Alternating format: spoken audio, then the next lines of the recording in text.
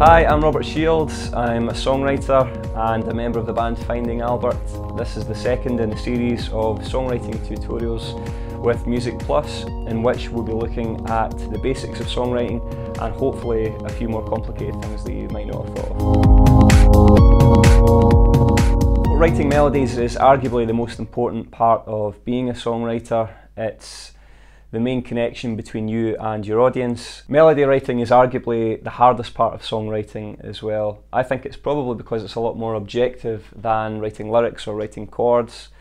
You're never completely sure whether you've got a good melody until you've finished it and created it. In my opinion, often the best way to write melodies is to live with your chord sequence for a while and just keep singing over the top of it, keep trying to write parts over what you already have, change the key of the track, change the tempo of the track, because often making yourself think differently about your song is the key to finding melodies that might have escaped you otherwise. So let's start writing a very basic melody. What we're going to do here is take the chord sequence that we had last time, and we're going to just pick a note within that first chord, and we're going to work with a pattern of eighths or quavers, and it would give something like this.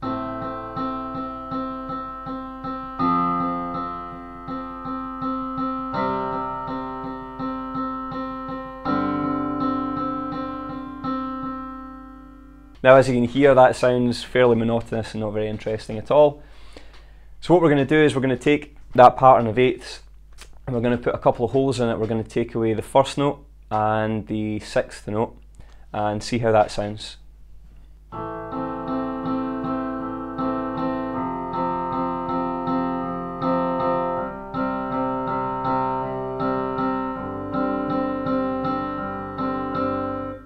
So as you can hear there's a very definite melody going on from before, which was just a very basic pattern of eighths.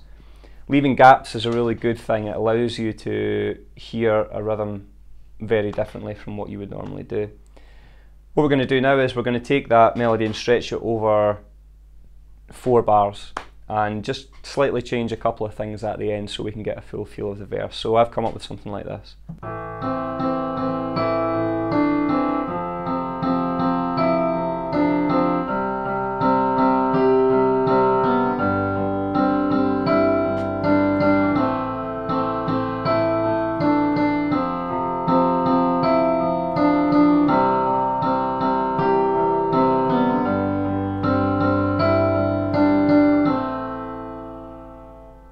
From a very basic pattern, we've developed quite a strong melody there. And bear in mind, there are various things we could have changed right at the outset. We could have chosen a different key to start with. We could have chosen different gaps in the melody, or we could have even chosen crotchets instead of quavers or semi-quavers. If you're struggling to find a melody, sometimes it can really help to change the key of the track.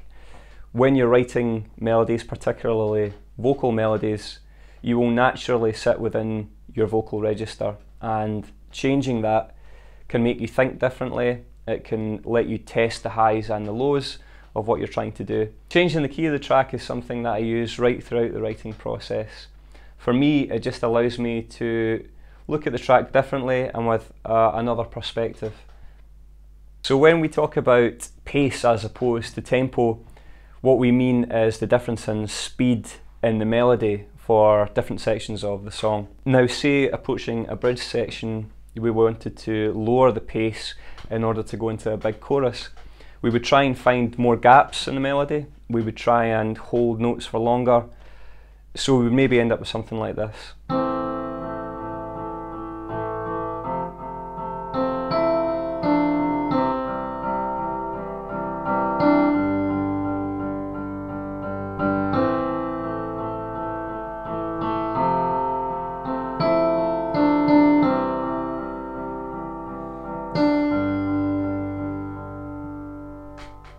So as you can see, it's essentially the same melody, but we've taken a lot of the energy out of it.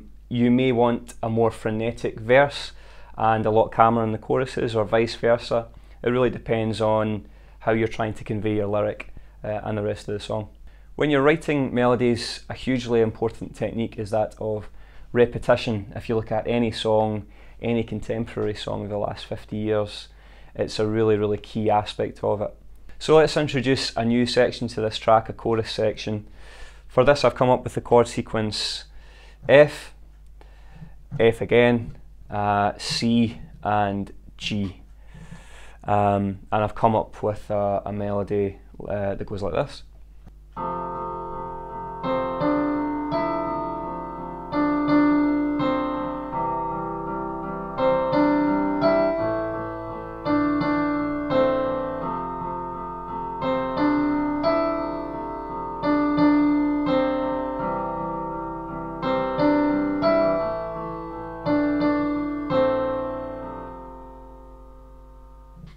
As you can see, it's a really basic little pattern that I've repeated over and over again, and it's to add this feeling of almost a hypnotic effect to the melody whilst the chord sequence is moving underneath. So repetition isn't just a cheap trick in pop writing, it's really essential to creating a theme in your track and to give your audience a feeling of arriving home.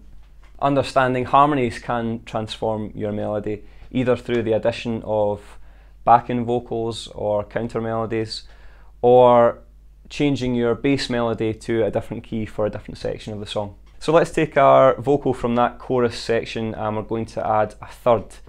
In simple terms, adding a third is, if you think of your chord as a triad shape with the 3 notes in it, your harmony will be from wherever your lead melody is, the next note up.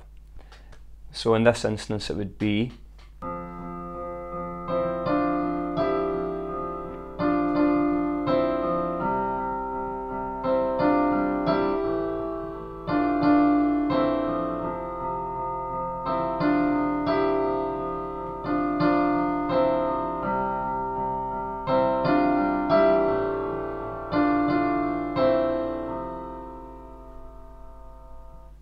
So as you can see, that sounds quite nice.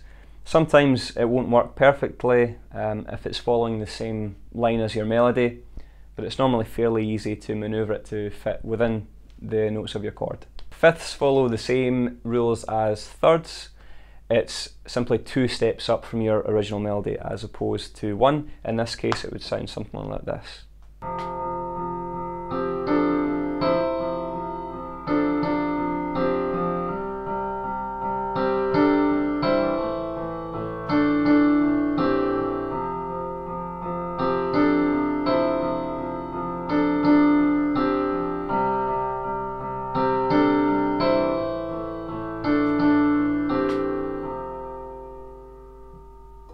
So there you go, that's harmonies. They're a really good way to add weight to your lead melody, or for taking your melody to a different place for a different section of your track.